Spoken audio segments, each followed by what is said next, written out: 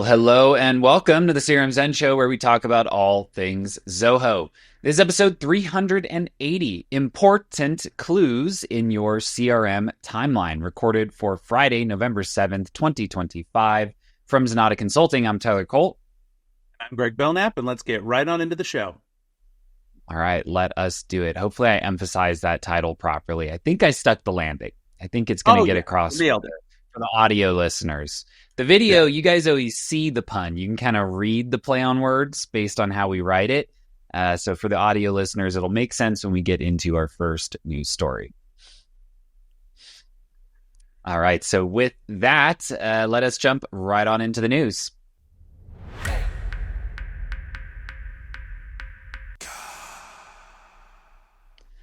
All right, first story coming from the world of CRM. This is one I was really happy to see. Again, I feel like a lot of updates fit into two categories.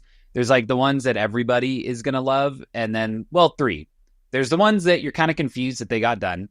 Then there's the two good kinds, which are the ones everybody loves, and then the ones that are for the nerds in the room. And this one I think is more for the nerds, but man, it's a good one.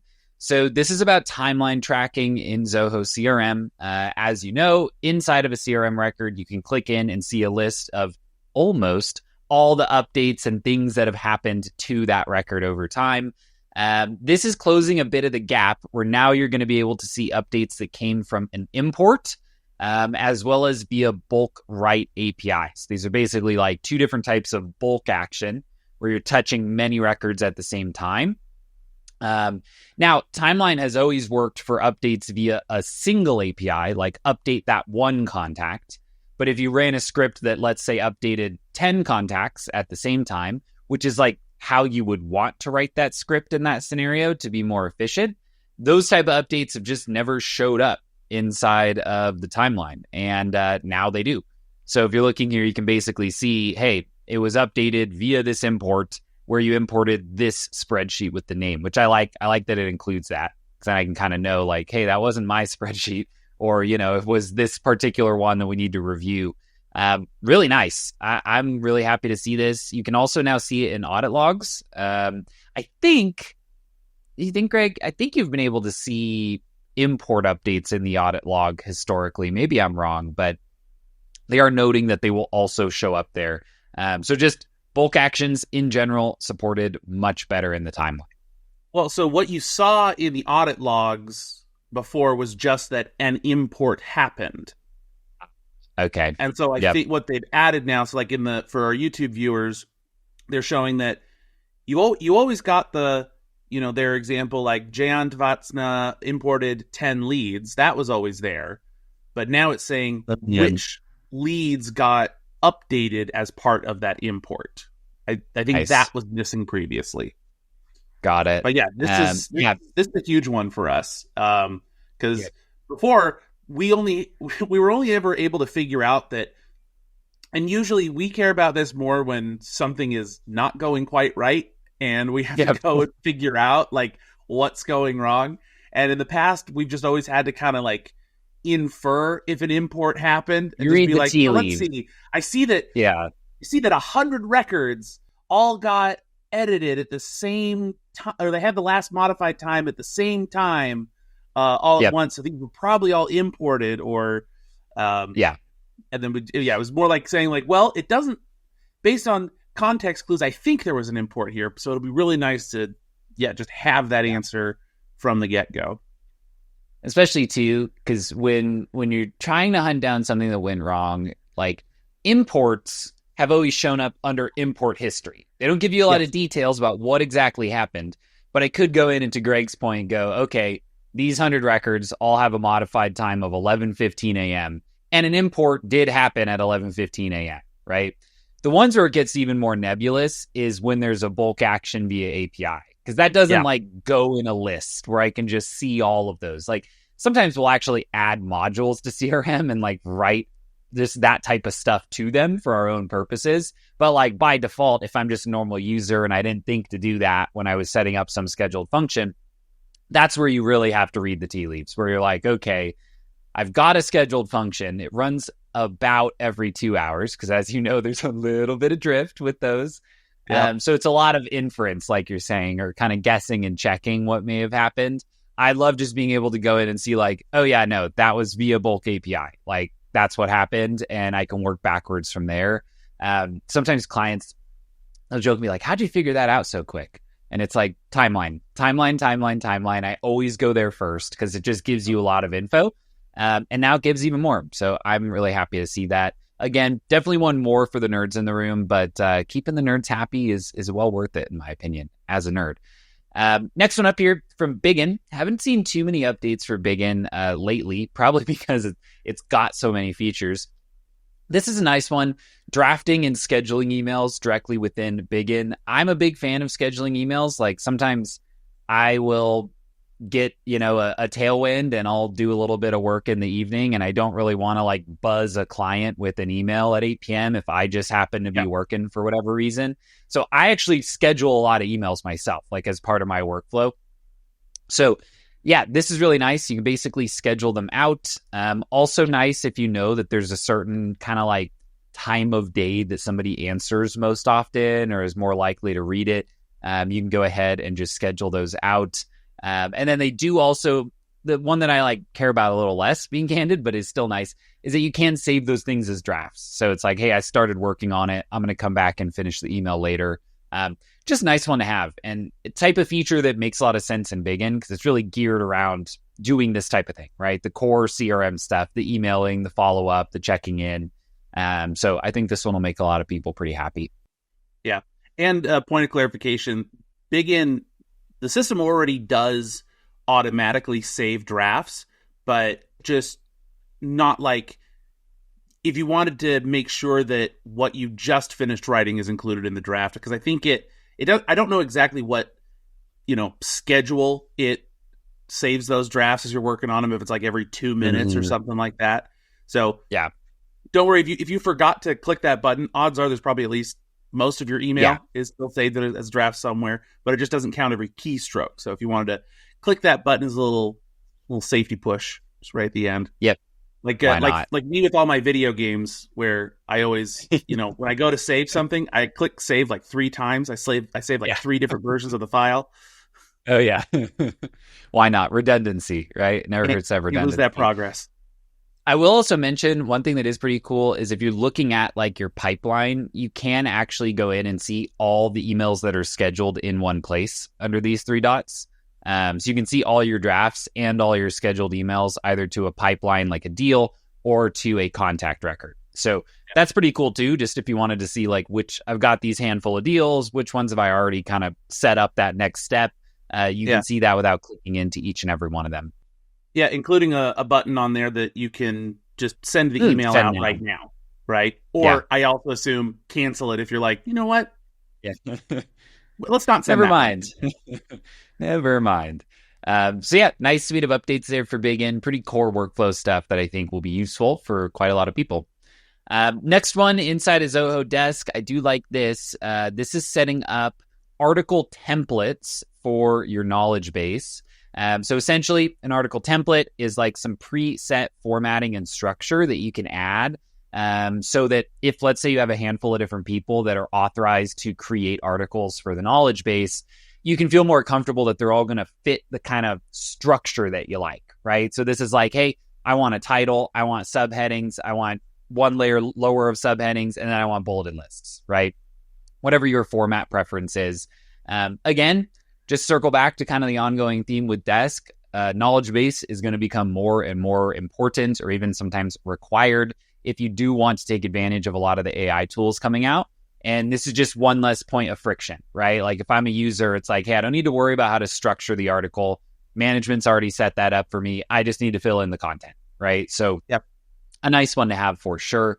And again, I'll keep doing the PSA. Start filling out your knowledge base. It's just going to become more and more important over time because a lot of these tools in Desk are like, and I actually did a tutorial on it recently, they're like constrained to your knowledge base, right? So it was basically saying like, look, these are not going to go and guess about policies and refunds. Like if it can't find it, it's going to say, sorry, dude, like, I don't know exactly how to answer this. So make sure that you use these tools to start creating that knowledge base content. It's just going to get more valuable over time. All right, next one up here. One more for Zoho Desk. So this is them implementing Zia for kind of the response assistance inside of the IM inbox, so an instant messaging inbox. This would be for things like WhatsApp, other types of business chat tools. You can essentially enable this and it will run inside of that inbox as well as kind of like the email ticket inbox. So really cool.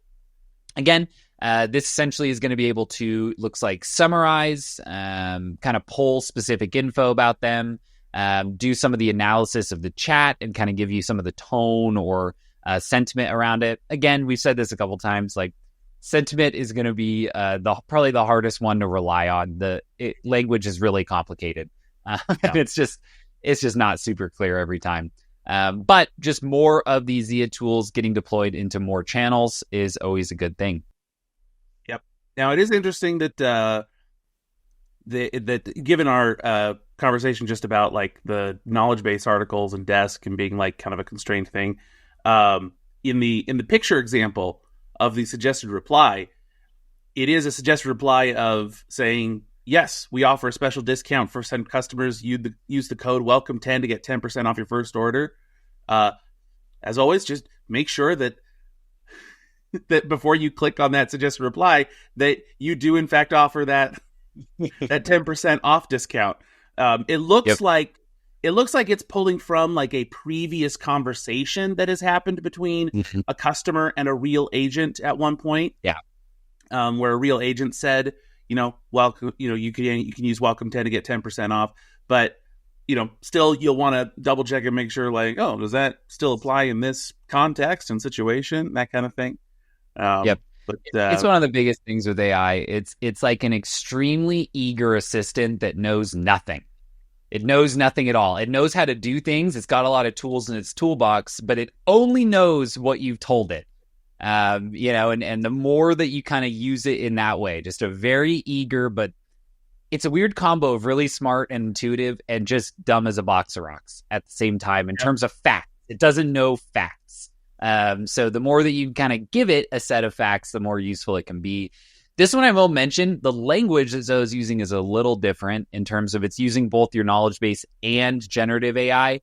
I kind of assume what they mean to say is the generative AI is processing the knowledge base info. What I've seen out of most of these in Desk is that they're pretty tightly constrained. I would hope that all of them are, because you really just don't want wrong information going to your customers. Yeah.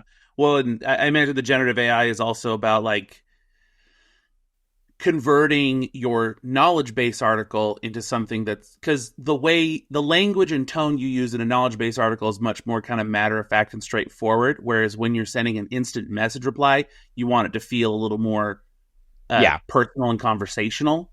So I imagine that's the other based part on of it. Context. Like, if they're upset and you're offering them a discount, you'll use different language than they're really happy and you're offering them a discount. Right. So there's some of that different, language processing that goes in. So make sure to like test these out as you go, but really nice. And again, just like limit some of the repeated things that you're just doing over and over again into one of these tools is going to help just optimize your process. Next one up here for Zoho Sign, new and improved API resources for Zoho Sign developers. This is essentially, my understanding here, Greg, is it's not so much that there are a bunch of new API endpoints. It's more that they've created like new documentation for it, is kind of how I'm reading this. Honestly, it looks really similar to the previous documentation, unless I'm kind of misunderstanding something. I do like that they've added some like sample code. That's always nice, right? If you're able to just like go ahead and grab some of these as a point of reference. They've added some how-to guides. And then a real nice one is they've added just like more clear, specific documentation on limitations and rate limiting. This is one of the points of feedback that I found with some of our clients will have us do all the development work. Some of them are like, hey, we've got some developers. They're going to do parts of it. Maybe they'll use you as a resource, and that's totally fine. We always encourage people to learn the platform as you go. A really common point of feedback I hear from those developers who've like worked on a lot of platforms and are just like testing and examining Zoho is they're like, I'm running into rate limits and I don't see them anywhere. I only know that there's a rate limit when I have an error code that says I've exceeded a rate limit. And then I work backwards from there to figure out what that rate limit is. Is it per minute? Is it per day? Am I running it per hour? So applause to Zoho. Just, put it in a page and then call it the page, right? Like sometimes they're like worked in the odd little sections, like they'll sneak it in like the authorization section of the document. That's like, well, it's not really like what this is about. So I'm happy to see this. I'd love to see this in every single application. Just put a section called API limitation and put all this stuff in there. Even putting like field limits. Like, it's not obvious that you could only put, I don't know when you ever would, but 500, radio fields for each recipient. Like, again, don't do that. That's way too many.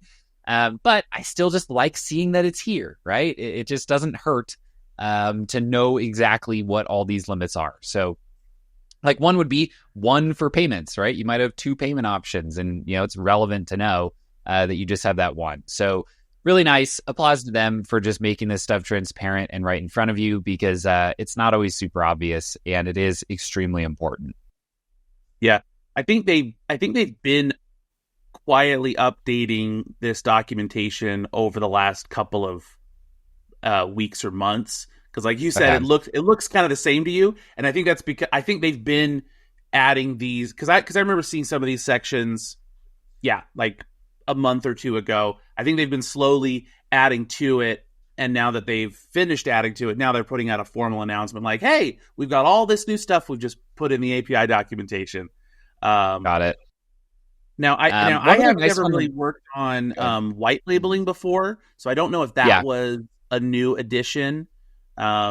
So got it. I don't know. Have you ever worked on a white labeling? For Zoho Sign, no. I mean, the white labeling suite across Zoho it's kind of tricky because what people want to do with a white label is white label the whole thing, right? Like we don't have a lot of clients who are using Zoho Sign, and that's it, right? And we're just working in that context. It's like you'll have someone who runs a franchise, right? And they want to white label and deploy Zoho One, right? CRM, books, desk, projects, and sign all as like one thing.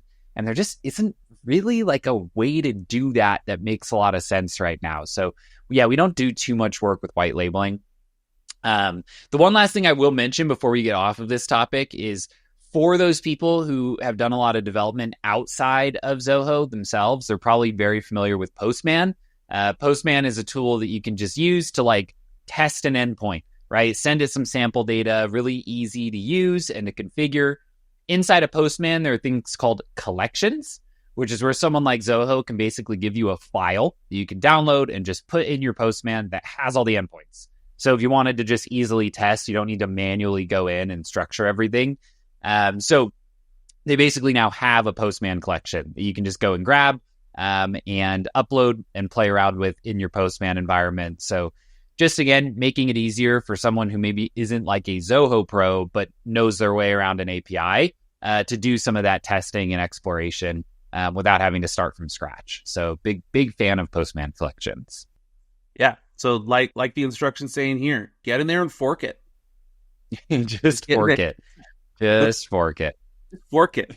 Yeah. So for anyone who's not used Postman before, the way that you essentially copy and pasting your, an instance of the documentation is called forking a collection. So that's not just Tyler and I censoring ourselves.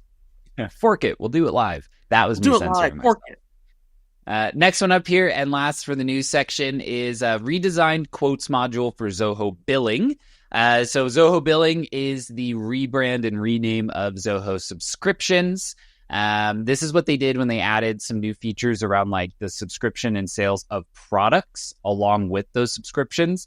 I will say I'm not a huge fan of how the product subscriptions work, as in I don't think they do. But this is an updated quote page that you can use for Zoho Billings. So if you are sending out quotes here, like, hey, would you like this subscription? They've kind of just redesigned and restructured the internal page. The external page looks like this. You'll probably want to redesign that, but it does give you the option to do so.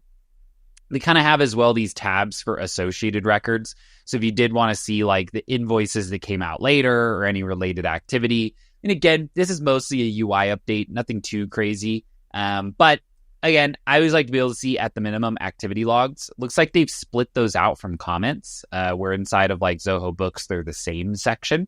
So just as like a minor improvement, you're able to now see those in a different place. Functionality wise, I think this is the same it's always been. In terms of the layout that you actually send to the client, I think that is also the same. These are mostly just like the module itself inside of billing. They've made a handful of different UI changes to it. Nothing too crazy. So I think if you've been using this, you'll be able to just keep using it as is. I don't think this is anything too transformative. Yeah, although it is it's a theme and design that I haven't quite seen in the Zoho Finance Suite, particularly the kind of the like card view on like a gray background. Like it's like the top bar looks exactly like just Zoho Books, Zoho Inventory, right? All that kind of stuff with the same icons and everything. But I wonder if they're going to think about changing this design to some of the other finance modules as well. Who knows? We'll oh no, they are. Yeah, no, they are. It looks like they put this in the billing section, but no, it's going to be applicable for books as well. And anything that's applicable for books, I always assume is applicable for inventory, as they're kind of two sides of a coin. So yeah, it looks like, Greg, I would expect these are going to move their way over to those other applications as well. I guess the question. So my question then is this little fancy shiny design only just for the quotes module, or is it going to eventually move into sales orders and invoices and probably things like that? I would think the one, I guess, that would be, I would call it potentially like a functionality difference, is if you do have approvals, they kind of have this new little top section of like submitted by, approved by, this little what's next pop up. That, again, has always been there. I think what's new is that the submitted by goes away once the approval's pending.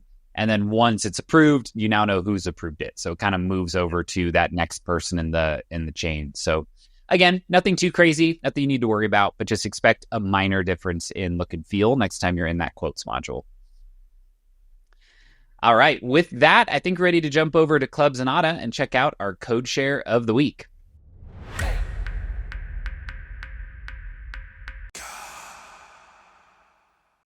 All right. So this code share over on Club Zenatta comes from Andrew Gritton, the Club Zenatta MVP, internal to Zenatta here. This is generating and formatting payment schedule strings dynamically with Zoho Deluge. So I'll kind of hand this to you, Greg, but I'll tee it up. Essentially, this is set up to create a string that essentially illustrates the payment plan. So this is like, hey, we've got this other automation that's going to run and create invoices and do all that stuff. But like a human being user might want to look at a field or look at a section and understand the payment schedule. Or we might want to like merge this into a document, right? And send it to the client in an actual like human legible way so that they can read it. So this is essentially a way to create that type of easy to read payment schedule data. Am I kind of understanding correctly? Yep, exactly right. So, what Andrew is doing here is, he has a couple of pieces in the beginning that just a reference map that he calls his day map. That just converting a number to its I think it's called the cardinal number. Is that right? Cardinal number is like first, second, third, fourth, etc. So change it to its cardinal form. This isn't even my final cardinal form.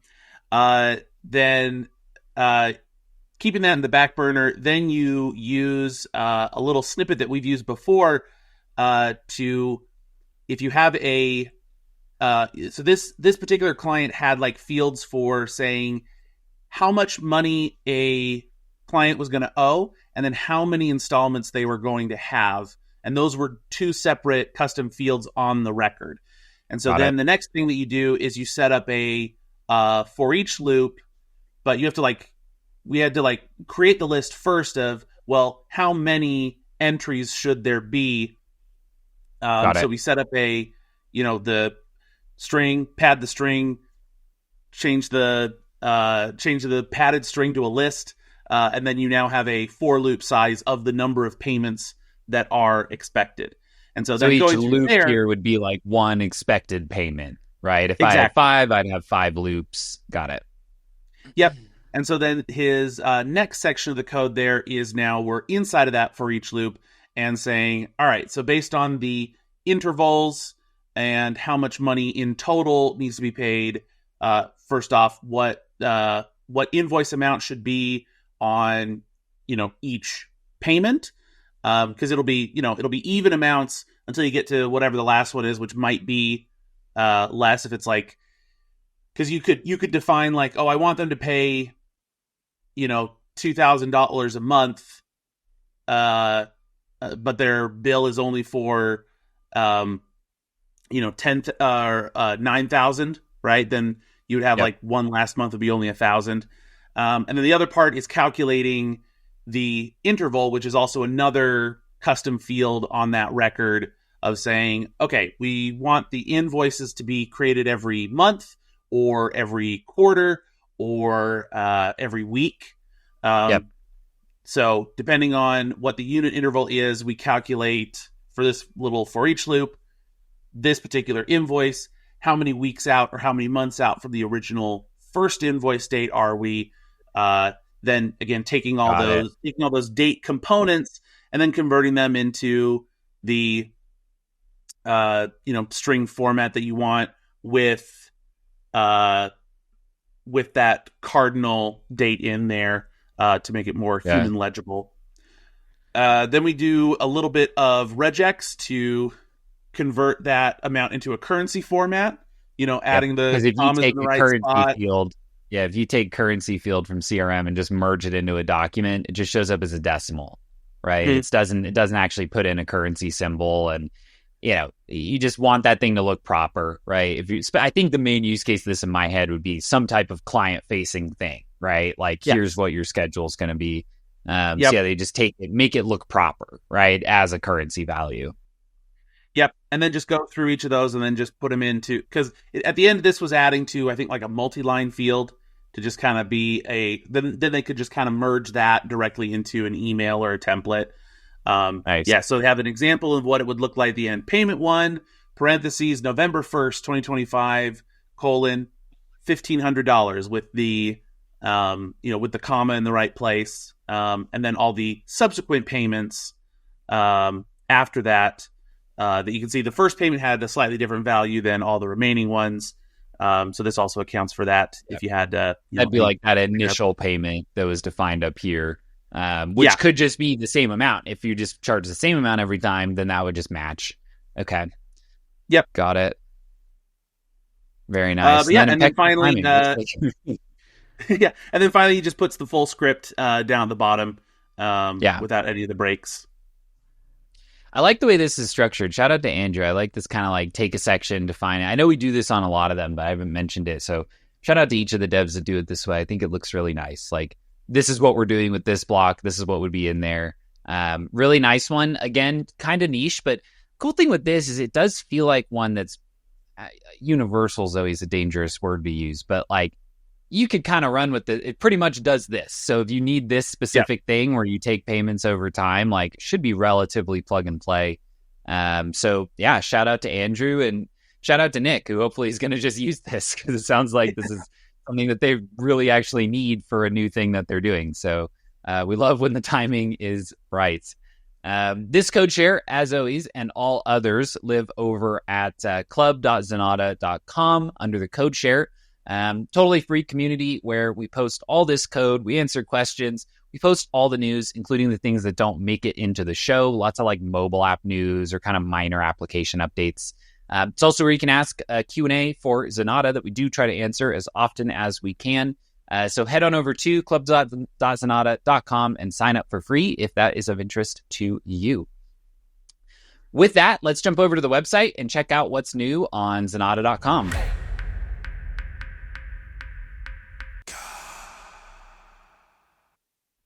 All right, case study. This is from Franklin Skills. They provide training and recruitment services, mostly around like tech hires and tech employees. Also, check out this new case study format. Wow, look at that. It looks a lot better. So yeah, kind of the goal here is they had Zoho 1. This is a really common story. They have Zoho 1 because they're like, we know it's valuable, but they're also busy people and maybe just didn't have the time to like go through, learn the whole thing, set it all up, make it match the business requirements. So they brought us in to help. Main stuff here is kind of like a core CRM build, especially around like the recruiting and staffing space. It's like get the CRM buttoned up, do some campaigns to like drive interest, build out Recruit. There's a really nice pre-built integration where like I win a deal in CRM to do some hiring, and then it launches a job opening inside of Recruit to then do that hiring. We'll generally layer on a couple things like a candidates module, and we'll kind of write that in CRM so that they have some visibility about who was hired, what they were hired for, etc. But really common build out, works really well for staffing and recruiting agencies. Couple things around Zoho Forms, kind of grabbing more info for those clients or for those candidates. But yeah, big shout out to the Franklin Skills team. We love working with them. Definitely like for that type of staffing recruiting agency, kind of like a bread and butter use case for Zoho. So if you're in that space, go check out this case study, as it might apply really well to what you're thinking about doing. Yeah, and with that executive summary there, it almost feels like a scientific paper. We should start. White paper. You know what we should do? We should start putting these behind a paywall. Oh yeah, heck yeah, that'd be a great idea. Yeah. Just show the first half of the study. It's like, oh, did you want to read the whole case study? Yeah, you just get the abstract. Do you have a school login? Oh, you don't have a school login? Well, you can just get this one article for $1,500. There you go. That'd be really good for the use case of case studies, right? Yes. Like we want, they're not for marketing. They're not so that people can easily and freely see things we've done. They should generate revenue for us. I love that idea. Exactly. Should do the same on YouTube. Let's just make all of YouTube paid content. I think that'd be really smart, really great for our business and our reputation. People would love that. Patreon, I'm everything. all for it. Yeah, put it all on Patreon. Oh God, go full circle. This case study, of course, and all others are over on the website under zenatta.com/case studies. Again, we've got just a bunch of these, a plethora of these that we've already got and more to come. So keep an eye on this. If you're in the market for Zoho implementation, this is a good place to check to see if someone's already done something similar that could prove out the case of what you're looking to get done. With that, let's head on over to youtube.com/Zenatta and check out our tips of the week.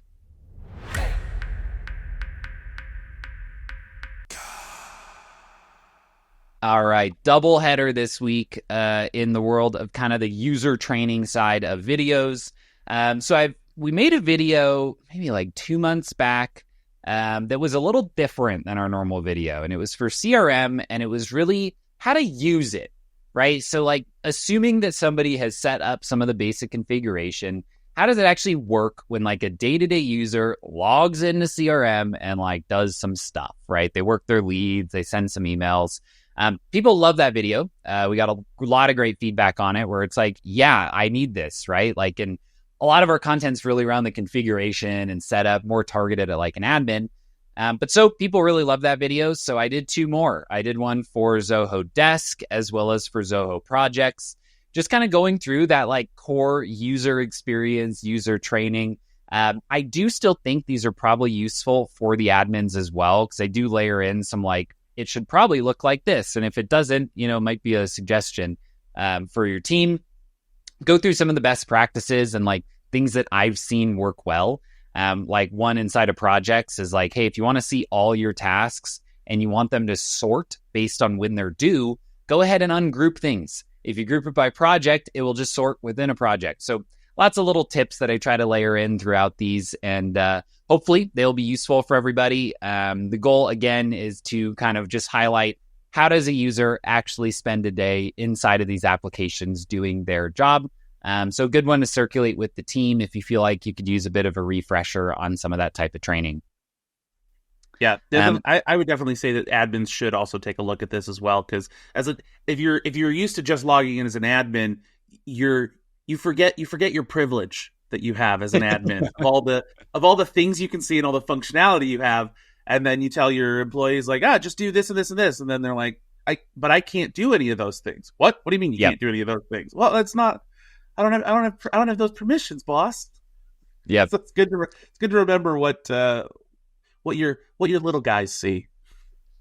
Exactly. And these videos and all others are over here on youtube.com/Zenatta.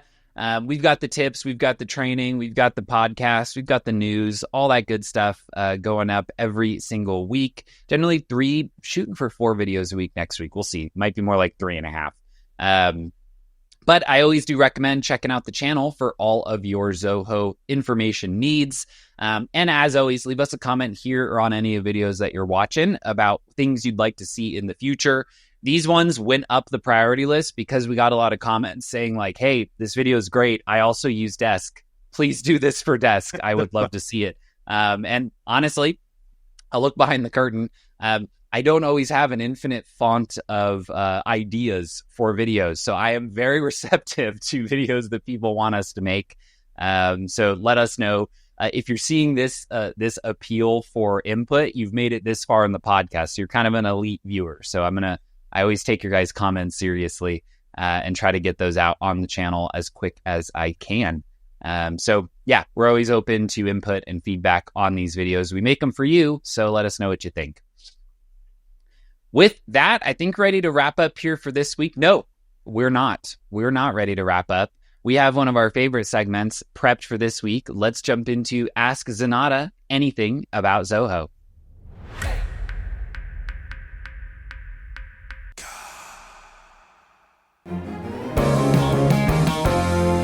There it is. There it is. Beautiful work, Greg. All right, this question comes from Club Zenatta inside of the general discussion tab. This is from Catherine over at Energize. So we have a use case where an external client wants a portal or some type of view access so that a handful of their users can view some dashboards that they've created inside of Zoho Analytics. These users are not part of the company and not part of the Zoho One account. They want the clients to have the ability to have a user-specific passworded access. Is this possible without adding them to our Zoho One infrastructure? So short answer, yes. Long answer, there's a few different ways you can approach it, just depending on kind of how you need to do it. Maybe, Greg, I could run through the idea of like a simple URL share, and you could run through the idea of a portal. Definitely one of those, what's the thing, the Goldilocks and the oatmeal here, like how hot do you need it to be? Because there's options that would be really quick. You could just set it up in 10 minutes after you hear how to do it. And then there's like a fancy, really cool way with a portal. So one of the ways you could do this is inside of a dashboard. You can go into the share options under the URL share, and you can create a link that can be shared externally where you don't need a login. It'll be one of the options, like without a login share link. And you can set a password on that. So like, you don't need to really build anything here. You just go into those settings, grab that link, set a password, send it to their team with that password, and then they'll be able to access. The upside here, again, you can do it in about 5 minutes, right? And then it's done. The downside here is twofold. So one, we used to do this that way. The problem is we had a lot of clients and they all got a dashboard. And so whenever I would onboard a new client, I would clone a dashboard, apply new filters, get that link, go and put it in their customer account, and then it would go out in an email merge.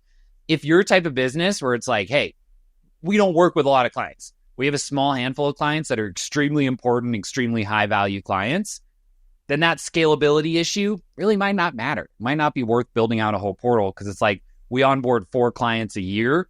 I'll just take the 5 minutes and set this up, right? So keep that in mind. That issue really depends on how many clients you're onboarding. The other downside of this issue is, let's say that you have your client and there's like 3 or 4 users that are on their team that need to have access to this dashboard. Let's say one of them hits the lottery and they quit. Well, you need to update the password now because they're no longer with that company and shouldn't have access to this dashboard. So at the end of the day, this is just a URL. Anybody in the world who could guess this URL or who gets access to it could go there. And if they knew the password, could see the data. So it will require a little bit of maintenance and kind of like that client letting you know that a password update needs to happen. Now, changing that password will take you about 30 seconds, right? So again, in the case where you have a small handful of clients, it's like, it's no big deal, right? But, you just want to think how many of these dashboards are going to get deployed, how commonly are you going to do this? So that would be like the non-portal option that's really quick, really easy, but has some imperfections. The other way would be via some type of portal where you're not adding them as Zoho users, right, Greg? But you're adding them as client portal users, and you do need to build that portal, kind of wrap this up in something that has that login management. Yeah, so the easiest way to do, well, I don't know about easiest, but the clearest and I think most scalable way and this is something that we've basically done, is using Zoho Creator. Zoho Creator it's so good at doing portals, and the pricing on your portal users is definitely the best pricing in Zoho across all the Zoho apps, because there's a couple of different portal, every app has its own portal pricing model. Zoho Creator was kind of made to be used as like portals for like users having their own logins that are just kept inside that application. So, but yeah, essentially you would build a creator app where you would generate user records based off of, I don't know, probably from your from your clients, maybe letting you know, hey, here's all the emails of all the people in our company that we want you to invite. And then you can create those user records and then invite all of those people to the portal, and then using their email as a match to figure out, okay, here's this person logging in with their business email. That means that this particular email, if I go to that user record, that user has these kinds of permissions. And so based on these kinds of permissions, now I can surface a certain type of dashboard with the right filters baked into the portal itself. So that way there's no URLs that somebody could go in and manipulate to try to see other companies' data or change the filters. Everything would be done embedded directly within the creator pages and things like that. One other option that you could look at, we'd mentioned it a little bit earlier, but you could also, again, we've never really implemented it before, but there is white labeling for Zoho Analytics as well, where essentially you can, again, create like if analytics is just what you want to do, then you could look at doing a white label BI, and then essentially that would kind of allow people to also kind of create their own reports and analytics if that's what if you wanted to empower your customers to be able to kind of make their own custom reports, but if you want to control all the reporting and like the structure and everything like that, go with the embedded analytics, in something like a creator portal. But if you wanted to give your clients the same kind of creative control on how they view their data, then you would want to look at the white labeling BI solution with the Zoho Analytics team. Yep. And then just to overload you with options, there is also the last option of like a simpler way to make a portal that is in Creator in ZPortals. You could look at that. That's like a standalone tool that creates a portal environment that can plug into a bunch of apps. Now, the way you'll actually do the embedded analytics there is it connects primarily to CRM. You'll add a field on the CRM record to put like a dashboard URL. And then in that portal, you can add a web tab that embeds whatever's in that field as a URL. So again, a lot of options here. I would say the first decision, Catherine, that you would want to make here is like, you have this one client who's asking for this. Do you think it's a really good idea that you want to offer to all clients? If so, definitely lean towards a portal. You're not going to want to have to clone and manage 20 different dashboards and like deploy them out. If it's like, hey, there's just one client that wants it, we're not really trying to institutionalize this, then like a link with a password once a quarter, somebody leaves, you update the password, You never want to do overkill if you don't need it. But if you feel like this is a demand that many clients might have, then you might lean towards the portal. But again, it does kind of come down to preference and those long-term goals and how you see things shaking out in 6 months. Portals are cool, but they do require build out. So you always want to make sure that you're going to get value out of it if you do go down that path. But sweet, I think with that, we're ready to wrap up here for this week. As always, thank you so much for tuning in and watching, either listening or watching here on YouTube. As always, if you want to get in touch with us over here at Zenatta, just head on over to zenatta.com and click on book a meeting. On the website is also where you can find complete episodes of the show, as well as links to all the stories we discussed today. And if you want clean code for free, go to Club Z. Club.zenatta.com will be your one-stop shop for those snippets, other news stories that we couldn't cover, as well as any upcoming big Zoho or Zenatta events. And if you really liked those YouTube tip videos that Tyler put out of just like daily use of the apps, but you want to go a little bit more in depth for folks, head over to zenatta.com/training and start using one of our patented, or I guess it's not patented,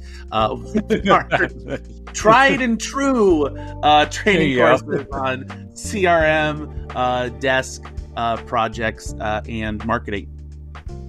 Yeah, and as always, we appreciate when you like and subscribe here on YouTube, as well as your choice of podcast app. We will see you next Friday. You know, code for free, go to Club Z just gets better every week. Every week that you do it, I just like it more, Greg. Yeah, well, I mean, you were the one who accidentally said it once, and I really liked it. So wow. Yeah, you accidentally said it, so then I've just been repeating it every time. Normally, I just steal other people's work, so it's interesting that I created that. Yeah, so you should patent that. Okay.